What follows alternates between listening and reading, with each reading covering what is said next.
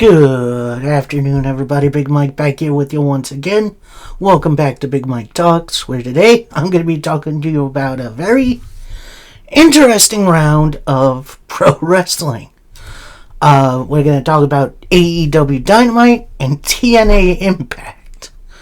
So, very interesting bunch of wrestling to go over. Going to start with AEW Dynamite. We start with an MJF interview, but he's standing in front of everyone in the Callis family. Besides the one, I think there's one person still injured. I need to go back and look. So, interview is focused on MJF first. He says, "You see this? This is the best title in pro wrestling. I want to talk to some of the men who have been calling me out recently. I'm clearly not afraid to stab others in the back to get what I need. Swerve, you keep talking about power. You want power. Well, I'm right here. Come and get it. Ospreay, this is in 2024. If you make it through the Owen, you think your winning at All In is written in the stars. I don't think so. Kenny Omega, keep my name out your mouth. You're not a god to me. You're just a mortal. And Mark, I feel bad for you. They love you because they feel bad for you. They love you because you think you have a prayer at the AEW World title? Think again. This brings me to my associate, Don Callis. So Callis then lists off the names of who will be joining MJF in the 12-man tag late in the main event, but also in the cage match at Forbidden Door. So our team, obvious one, Kevin Knight, who enlisted himself, Kyle Fletcher, which did not expect that, Jake Doyle, which, yeah, Kazuchika Okada, and then while he's listing off the last name, we see Trent Beretta come down from higher up in the staircase. He's clapping, he thinks he's joined the team, when Don Callis announces Andrade, and then you see Trent just kind of sulk.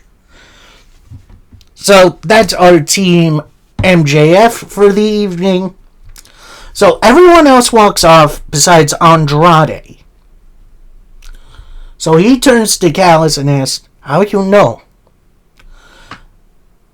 "What about my title shot?"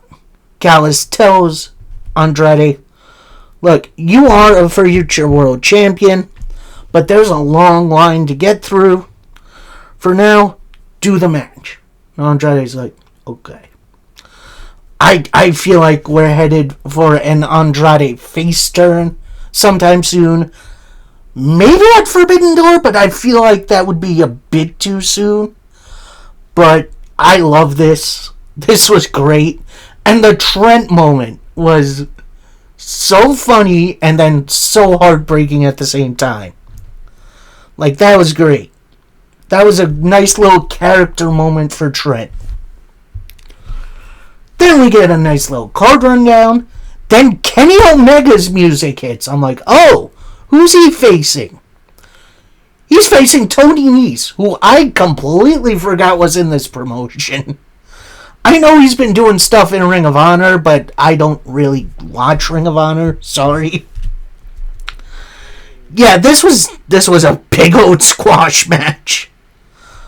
Like, Tony Nese didn't stand a chance. I do wish that this went a little further, but after a V-trigger, Mark Sterling tried to interrupt the Winged Angel, but Kenny knocked him off the apron, hits the Winged Angel on Nese to pick up the win. After that, Kenny gets a microphone. He was about to say something when Zack Sabre Jr., Bad Dude Tito, and Mikey Nichols interrupted. So they all three enter the ring. Kenny bails. He goes up the ramp. He slides the microphone to Zack Sabre Jr., who was about to say something when the Young Bucks and Jack Perry come out. They're all standing on the ramp. They enter the ring. Zack then drops the microphone, kicks the microphone to Kenny. And then Kenny says, well, looky here, it's TMDK. And I don't know what it stands for, and I really don't care. So, Zack, I want to thank you. I didn't think you'd be here. But yes, you do have something I want. I want to challenge the greatest technical wrestler on the planet. And while you think you're going to get that big win on your resume at Forbidden Door, it'll be even bigger for me when I beat you. And while it looks like you got your fair share of friends, so do I. But at Forbidden Door, let's keep it mano a mano. Again, nice little character moment from Kenny. I do wish the Nice match went a little longer, but I understand why. Overall, a fun little segment. Then we get some highlights of the Dogs in their previous victories over the Young Bucks, I think the Rascals as well. So we'll get to the Dogs a little later. Next up, a match I didn't even see announced. So this was a big surprise. So we got Mox and Daniel Garcia, the Death Riders. And then teaming up for the first time in like months. It's Bandito and Brody King. Brodito back together. Love to see it. This match was absolutely awesome. Although we did have a very fun dance break early on. We see Brody and Bandito doing the Macarena. And then this brings Daniel Garcia's double fist dance out, which that got a pop from the crowd. Honestly, this was a ton of fun. This was a great, proper opening match. A lot of really good wrestling. But after a pop-up knee from Bandito and a very low 21 plex, your winners are Brodito. And yeah, that was a very fun matchup. Can't wait to see what Brodito's got going down for future pay-per-views. So then we get a backstage promo from Okada and Kyle Fletcher of the Callis family. So Fletcher kind of starts us off saying, Mark Briscoe, I know you got your team competing tonight and at Forbidden Door. While our goal is to bring back the international title to the Callis family, we know someone who won't be competing. So the camera pans down. We see Tomohiro Ishii laid out. And then Okada leans down, looks right at the camera, and says, good luck finding your partners. So, nice little moment for those guys. Thinning the numbers of the conglomeration, which I think that's smart. Then we get a weird pre-tape Tommaso Ciampa promo, which caught me a little by surprise. But he says, Jericho, I didn't always hate you. I respected you when you took over New Japan and you were the first champ of AEW. But Jericho in 2026, I hate every last bit of it. You bring this guy to our match coming up, you might as well stay home or get out of my way. If you think I'm worthy, let's dance. The ball's in your court. Don't drop it. Ooh, I love that. Ciampa is so good when you let him, do stuff like this.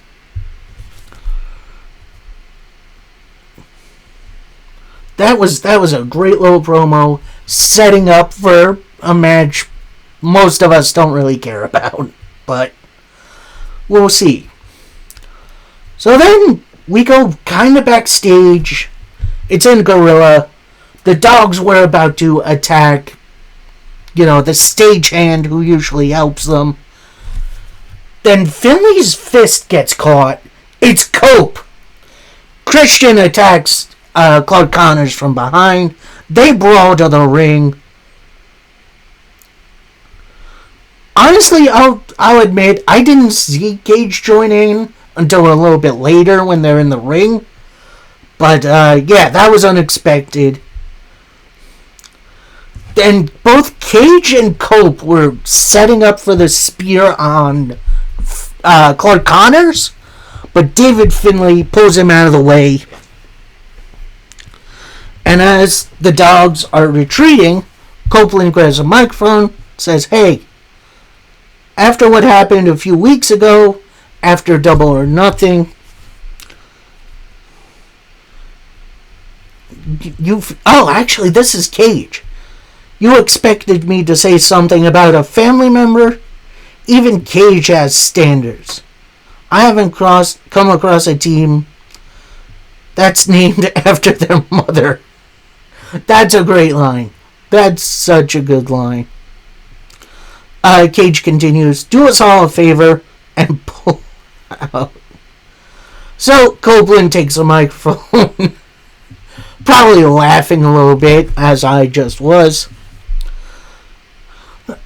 So Cope says, "Dogs, you've been on a roll for a couple weeks now. You're us from 30 years ago. You're trying to make your names off of our backs. 30 years ago, we thought we had it. Then we ran into the APA and the New Age Outlaws. Name dropping those two legendary teams. Where did that come from?" That was wild.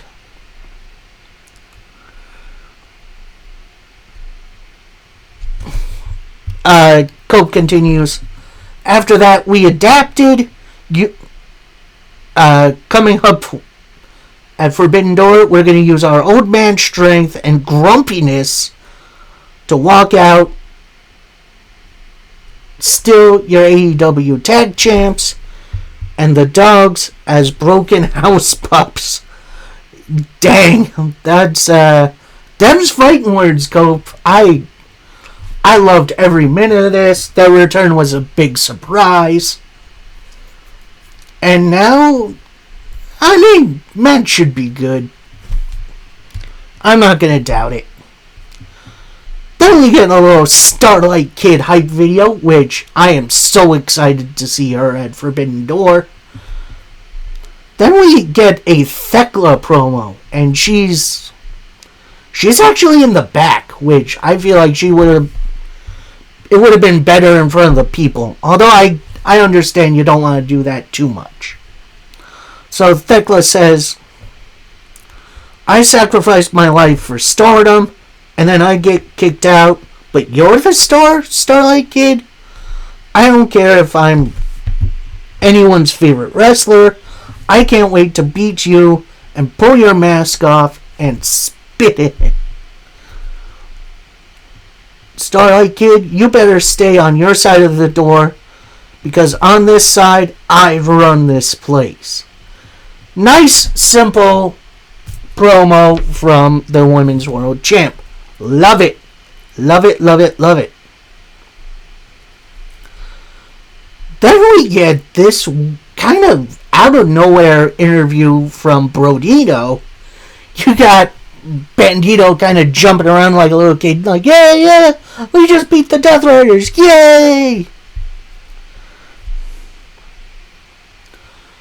So then Brody's definitely trying to hide a smile. So he's like, whoa, calm down. This is only the start. Bandito continues, "We just made history, and I got a great idea. We got Forbidden Door coming up, and Mox, I want the Continental title. At that point, camera pans over. We see Moxley and Daniel Garcia standing there. I don't know how long they were there, but that was just a funny moment. So Mox walks over. You see Brody and Bandito get a little bit of a furious face on. Then Moxley's like, tranquilo, which is like, calm down, in Spanish. I think. That's my guess. I don't speak Spanish, so I don't really know. So Mox continues, you really want a shot at my Continental title? But remember, it's just us. No Death Riders, no Brodito. You shoot your shot, man. So that gets made official for Forbidden Door. A bit of a weird build, but I kind of like it. And plus, it's two guys with very different fighting styles. So that should be a fun one. And then we come possibly to the match of the week.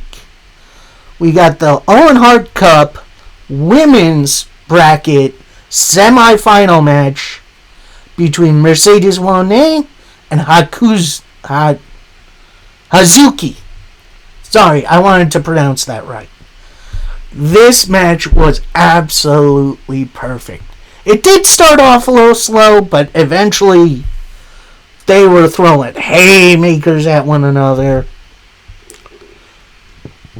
With your winner after a statement maker, Mercedes Moné. Excuse me.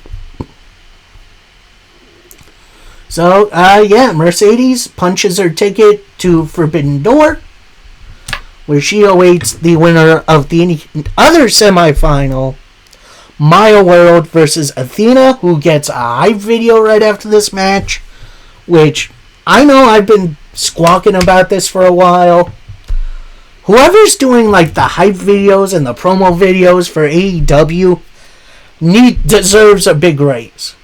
They've been doing great this past year. And then we come to the most TMI promo segment I have ever seen.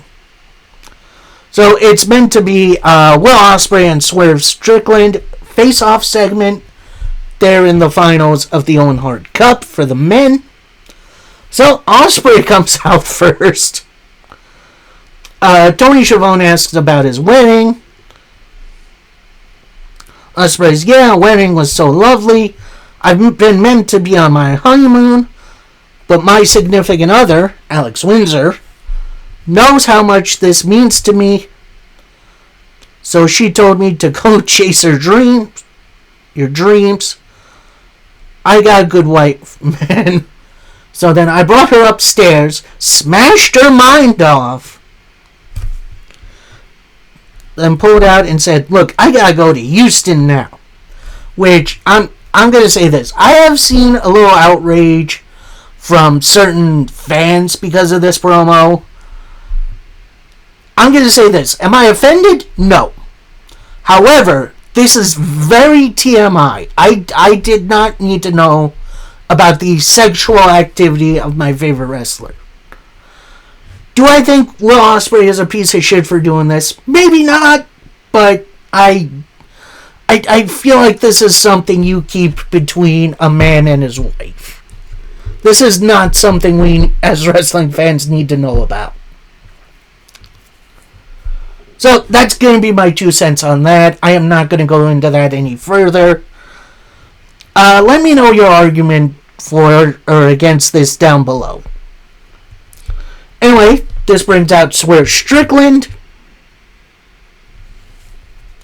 Then Prince Nana kind of fat-shaming Tony Schiavone, saying, truth be told, your suit looks too tight. We'll take it from here. So, Tony, poor Tony, man. I feel bad. That one I definitely feel bad for. So, Ospreay and Swerve have a little face-off. Ospreay says, Been a while, huh? Almost a year. Oh, actually, this is Swerve. He continues, I've been keeping my eye on you, and truth be told, you've changed. Ospreay retorts, really don't feel like I've changed, after looking himself over for a second, which, funny little moment.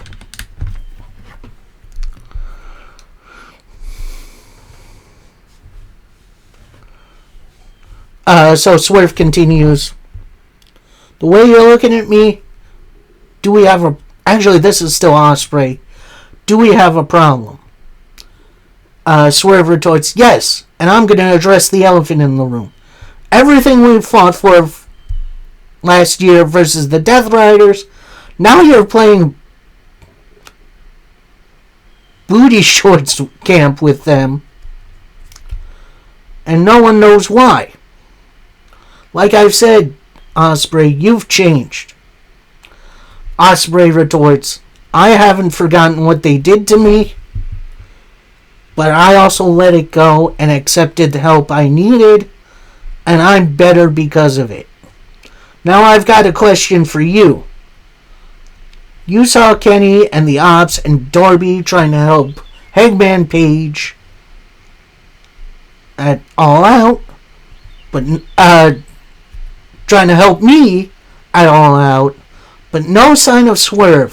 Where were you? Oh, that's right, you got attacked backstage. I can't be too mad about. But think about where this started. All In. Where we teamed against the Bucks, and when I called for help, you said nothing. So I went out there in the main event by myself, and I ended up in the hospital, where I rewatched the match and saw you helping. I say he's my brother, except when I asked for help. I asked where you were, and why didn't you come help me? At that point, Ospreay just slaps the taste out of Swerve's mouth. So Swerve retorts, I get it. You're on your redemption run. No, this is still Ospreay. This is my dream run. Every teacher back in my country asked kids, what do you want to do when you grow up? And everyone always says, kick the game winner at Wembley Stadium. Well, this is my chance, and this is my ball. You may be my brother, but you're the man who's standing in the way of my dream. And last year, we stood together, and you listened to me. This is actually Swerve now. And you told me it was Hangman's time, and I agreed with you. And he did take the title from the Death Riders, but where is he now? And he can't even fight for the AEW title anymore. All that work for nothing. So you think I am just going to step aside for your Wembley run? I'm done stepping aside for others.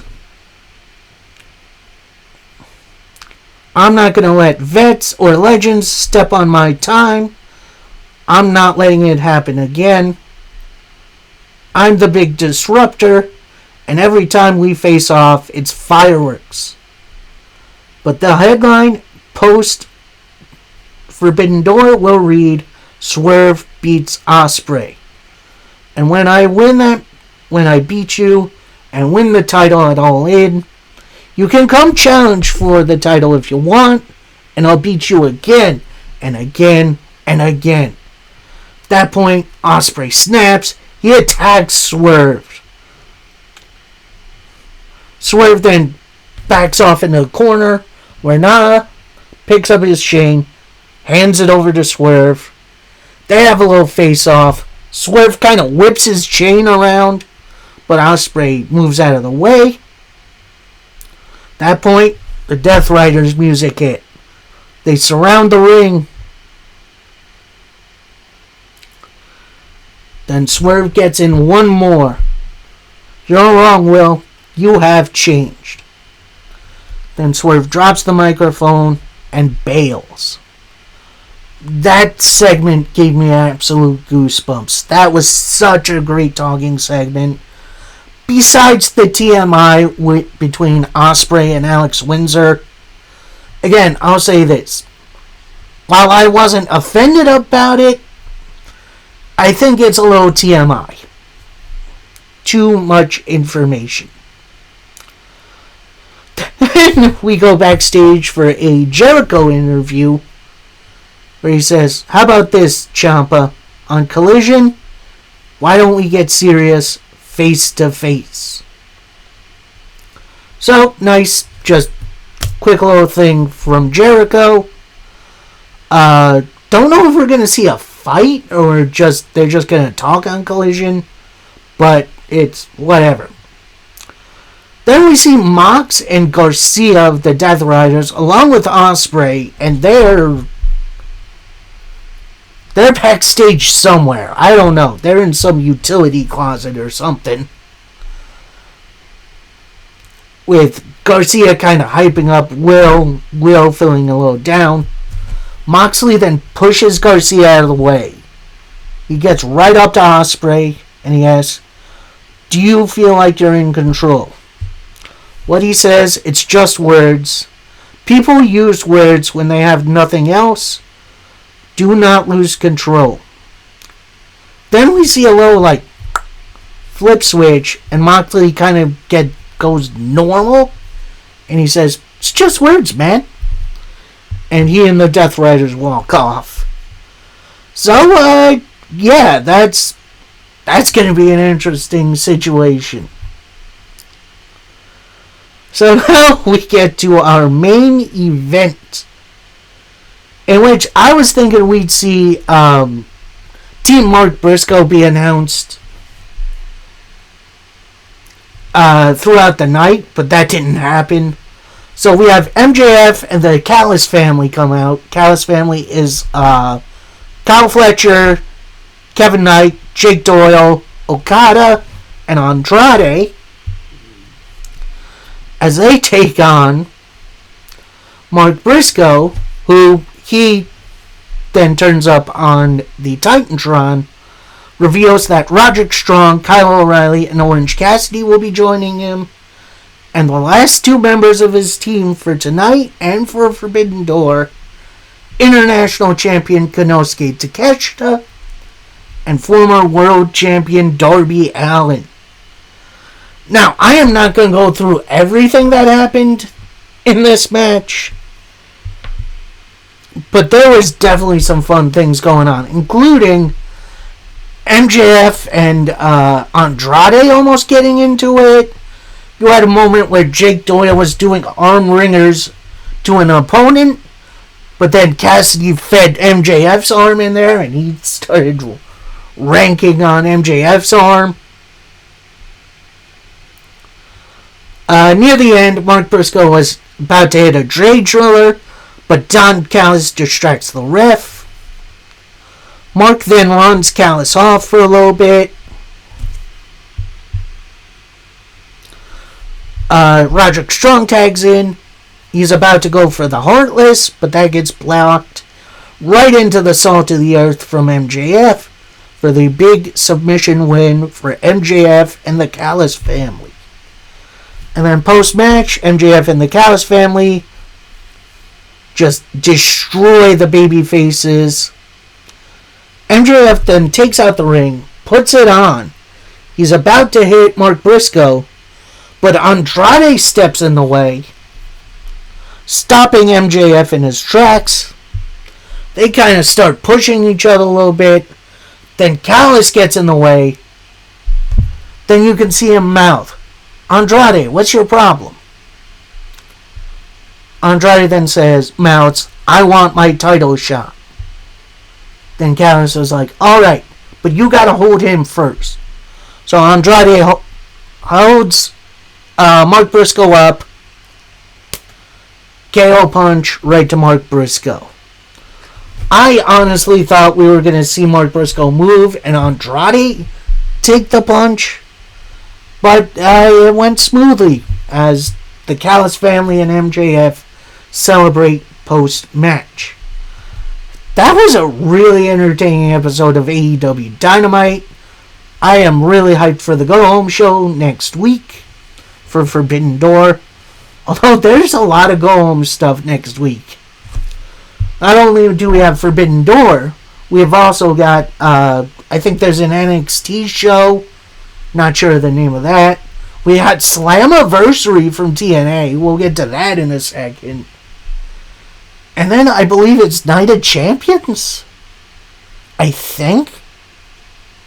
Or is that next week? I'm not sure. I haven't been up on WWE in a while. Apologies for that. But yeah, this was a fun episode. And again, the Ospreay comments about him and Windsor. Again, for me, it's a little TMI. Too much information. So, yeah, that'll do it for that. We now move into TNA Wrestling, where we start off TNA Impact Wrestling, start off with a recap from last week's episode, which, I'm going to say this, I know that a lot of people are going to maybe be a little annoyed at that. I think AEW should have a segment like this, like some short little highlights, highlighting what's happened the past week, and maybe a little bit on Collision as well. That's just me. Don't have to if you don't need to. Anyway, so we see a Xia Brookside promo to start us off, which, definitely good to see her. She says, "Oh, what?" as she's being bombarded with boos. She continues, "Oh, listen to you. You think I did something wrong? You act like I've committed a crime by turning on the champion? The Angel Warriors, who is the name of Xia Brookside's and Legion Lee's team, should have been about me becoming a star. Instead, it was about Lee. And I should have turned on her a long time ago. The best part was the shocked look on her face, and she didn't see it coming. Why? Because she's a dumbass. And at Slammiversary, I'll be taking the Knockouts title for myself." That moment, champion Legion Lee's music hits. She comes out and she is pissed. But she stops on the ramp and says, "I trusted you. Now I see who you really are. You're nothing more than a rock." Then she says something in Mandarin, which I don't fully understand. Then Xia Brookside says, "Look, I'm done translating for you.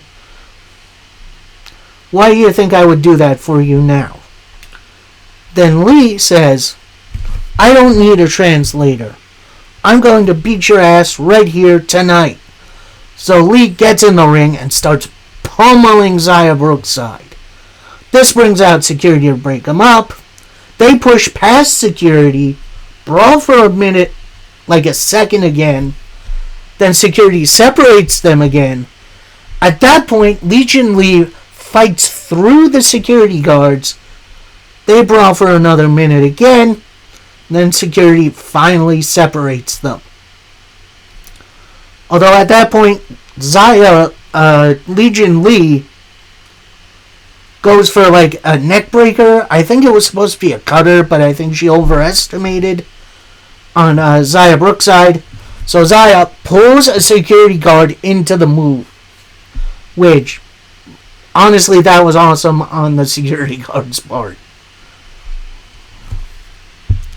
So, nice, interesting opening segment to set up for Slammiversary. I'm not sure what they're going to do to follow this. Hopefully it's something interesting, because that was a really good segment. Excuse me. Anyway, then we go backstage for a promo with Champ Mike Santana, where he says, "Thoughts? There's not much to think about. I should have listened to my gut this entire time about Nemeth, but I don't take losses, I learn lessons.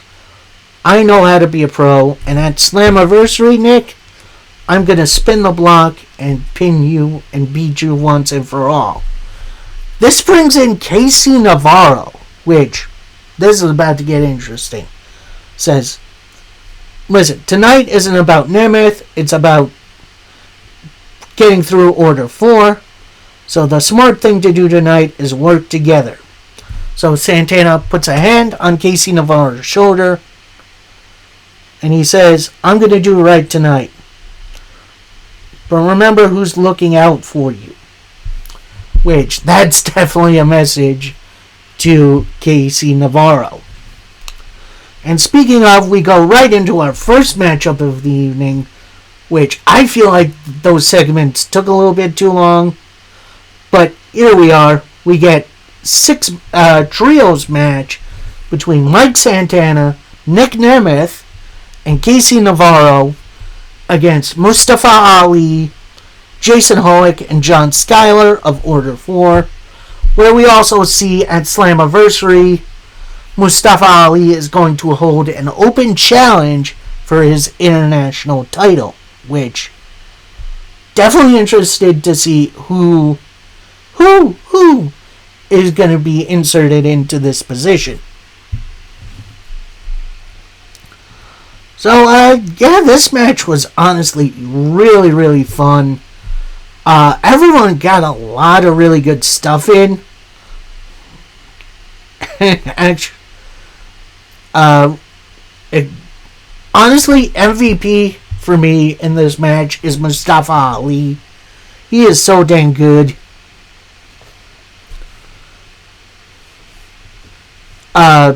Good hands. Hoick and Schuyler go for a double suplex on Nemeth and Santana that get blocked.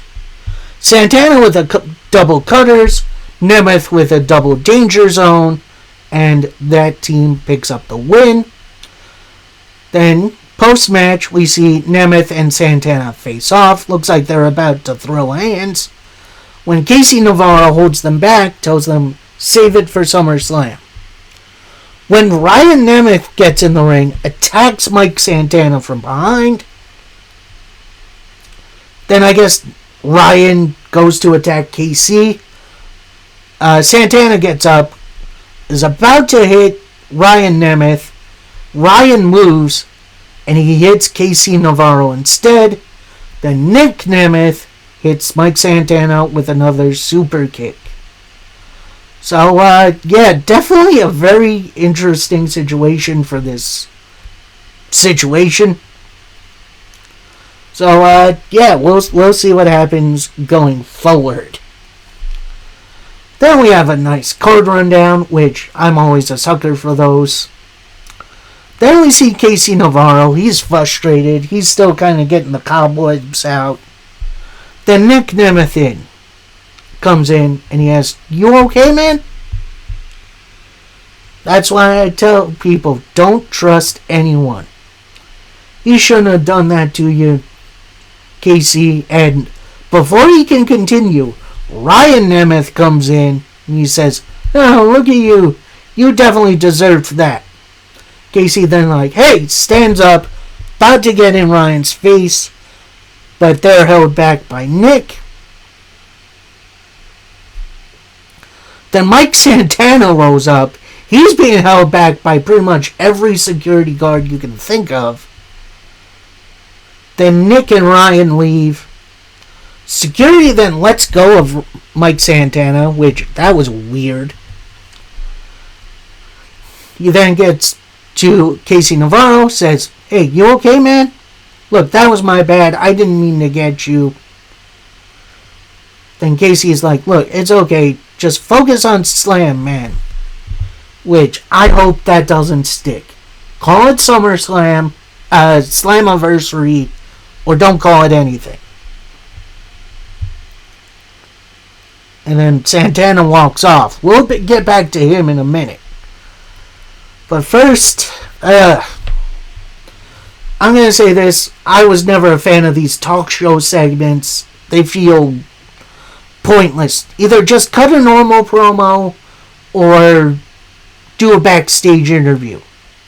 We don't need wrestlers doing talk shows.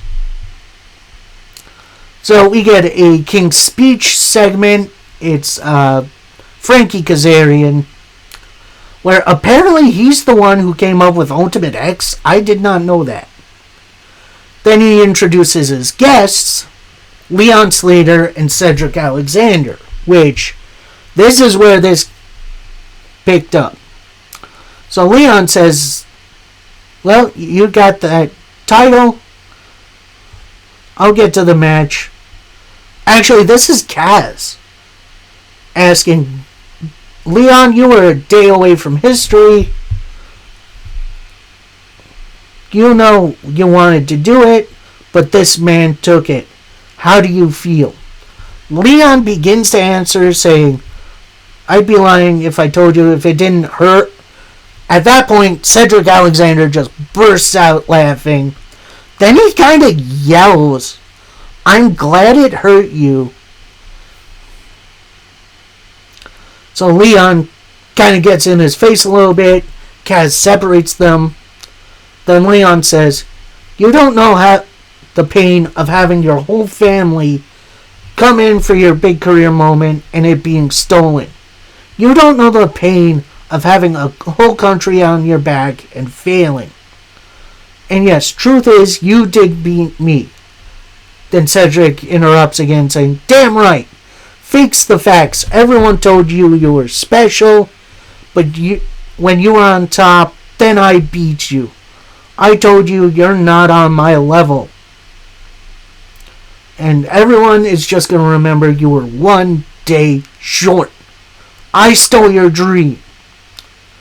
So then Leon again goes to fight Cedric, but Kaz stops both of them.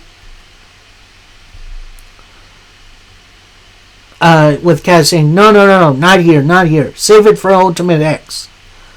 Speaking of Ultimate X, I want to announce myself for the match at Slammiversary. So we get our third inclusion for Ultimate X.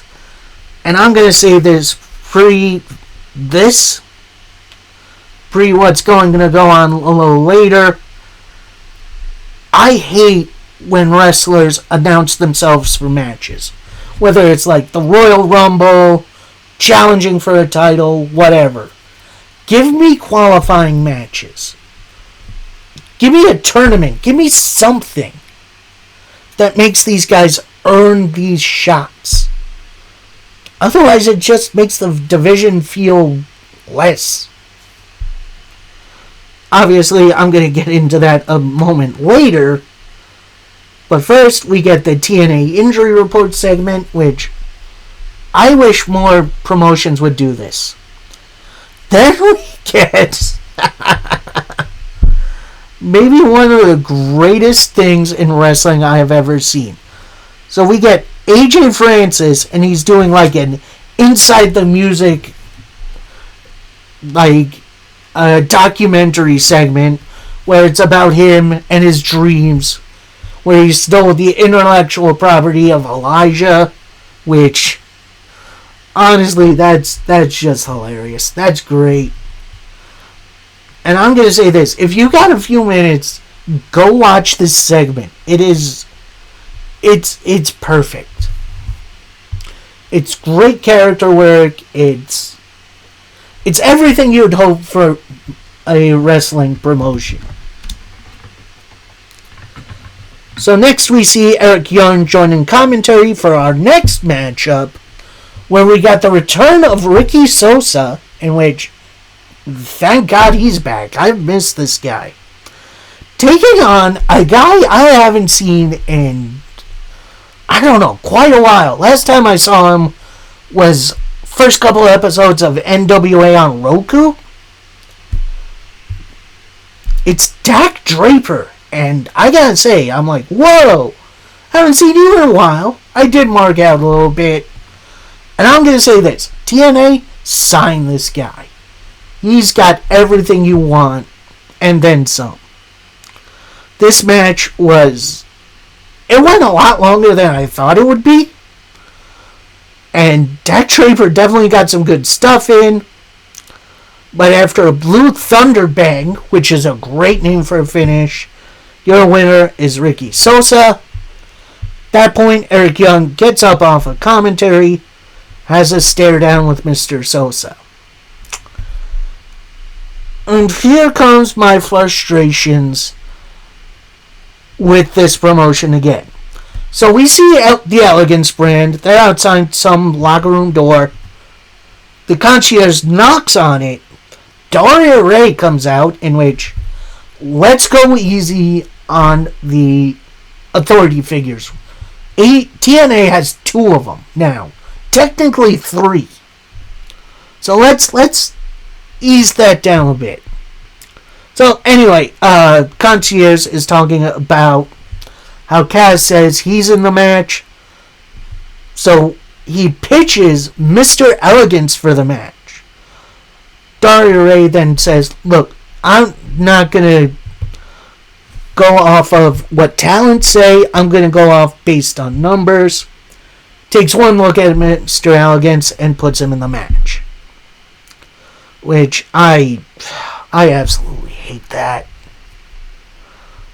Like, just asking authority figures to get matches, it's TNA, and honestly, this goes to anyone else who still uses authority figures to make matches. We don't need to see the product being made. We just want to see the product. Like, good lord, this is frustrating at this point. And this isn't even the end of it. More comes later.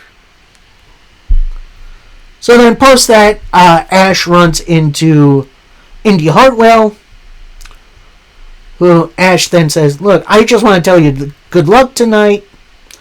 Indy then tells Ash, well, you better be watching. You may learn something.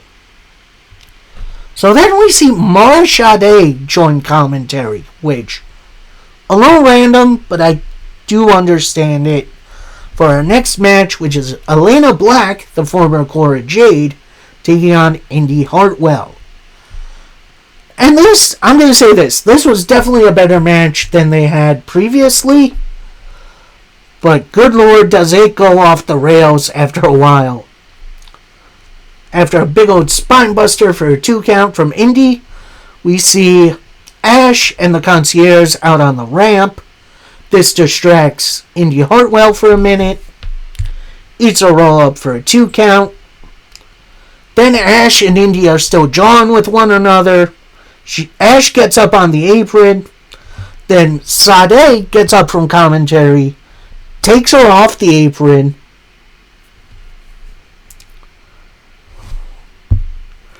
And then Ash with a just big old elbow strike.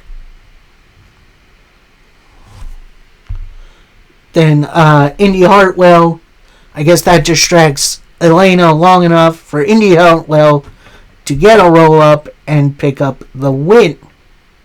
And then post-match, we see everyone pair off and fight. And I'm going to say this. Do not make this a tag team match. Give us a fatal 4-way on the pay-per-view. Or on the pre-show, for that matter. With eventually the heels retreating.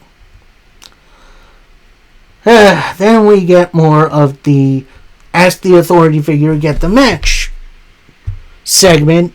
As we see Santino, he's looking at his phone. Then Fabian Eichner walks in. And he says, look, I know I just got started here, but I don't just want to be another name on the roster. And I have my eye on a specific match, Ultimate X, and you can give me one of the remaining spots. Santino stops, thinks about it. You got it. At that point, Nick Nemeth walks in, says, look, I see you're passing opportunities out here, so why don't you put Casey Navarro in next? Santino stops, thinks about it, says, okay, you got it too. So you pretty much filled out like 90% of this match with people asking authority figures to be included in this match. Like, honestly, with this, it could have been a setup for a qualifying match for Fabian Aichner versus Casey Navarro next week. That could have been fine with the winner moving on. Instead, here we are. Everyone's in. And then now we got Amazing Red in. And as much as I like Amazing Red, he hasn't been on TNA for years. And it's all I'm going to say is, give me more qualifying matches and less stuff with authority figures.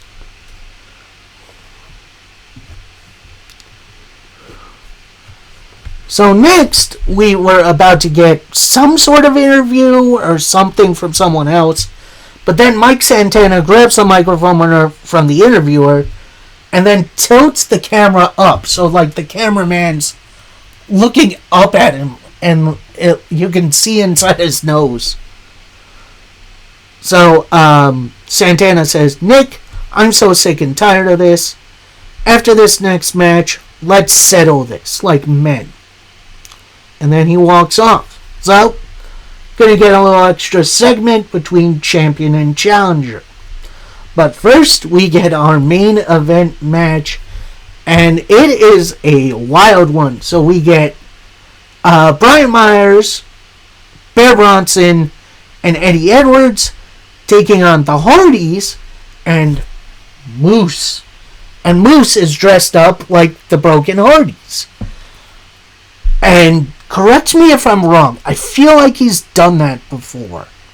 The Broken Moose persona. And I don't know, maybe I'm suffering from having not so good of a memory, but I feel like that's happened. Someone comment below. I need that information. So, yeah, this was a very fun main event. Not much on the line, except for maybe bragging rights, which, that's fine. One point, Eddie Edwards tries for a Boston Knee Party. That get caught by Moose into a power bomb. Bear Bronson with a choke bomb. Matt Hardy with a side effect. Brian Myers with a big old spear. Jeff Hardy with the twist of fate. That point, with everyone down, the Righteous come out on the stage, and they set up and kind of celebrate on a ladder, which, that was interesting. And Matt Hardy with a plot twist, which apparently is the new name for the twist of fate for him. Moose with sets up for a big old spear on Eddie. Alicia Edwards then gets up on the apron to distract Moose. Alicia goes to slap Moose. Moose catches it. Then Eddie goes in for an attack. Moose moves. Almost hits Alicia. Then Moose springs against the ropes. Alicia Edwards with the kendo stick shot while Eddie's just distracting the ref. Then Eddie with a Boston Knee Party to pick up the win for the system. Honestly, fun match. A little something different with interference, which I do like. And, yeah, nice little setup for Slammiversary. Then we get everything out of the ring, and we get a Mike Santana promo, which I was hoping they were going to handle this in, like, the parking lot somewhere. Nope, it's in front of everybody. So Santana gets to the ring, grabs a microphone, says, I'm not here to waste time. People want to see a fight, so Nick, let's handle this like men. Nick's music hits, but Ryan Nemeth comes out, says, everyone knows my big brother is the best wrestler in the world, and the next TNA World Champion. Santana retorts, your big bro is nothing more than a big bitch. Ryan retorts, no he's not. Like a little kid someone took candy from. Ryan continues, my brother is the next world champion. Santana retorts, I rest my case. Nick, I'm still waiting. This brings Nick out with no music and the generic Carlos Silva TNA cap, which that might be the weirdest cap in any promotion. And Nick says, look at you. You're too emotional. I'll give you credit where credit is due. You made the most of your 15 minutes of fame. But we are done with you as champion. You're on borrowed time. And at Slam, you can call me champion. Please stop calling this this pay-per-view Slam. It's Slam Anniversary. It's not that hard. You don't need to shorten it. Mike Santana then retorts, by the look of things, you're still up there on the ramp instead of down here getting your butt kicked. So see you on Slammiversary, where I'll spin the block and going to still be your TNA World Champion. And that's it. They don't throw hands, which I kind of hope they were. Maybe they're saving that for next week, or at the very least the pay-per-view, which that makes sense. But, yeah, kind of definitely a weird up and down episode of TNA. Definitely stuff I like, but also stuff I wish would get a little expanded upon.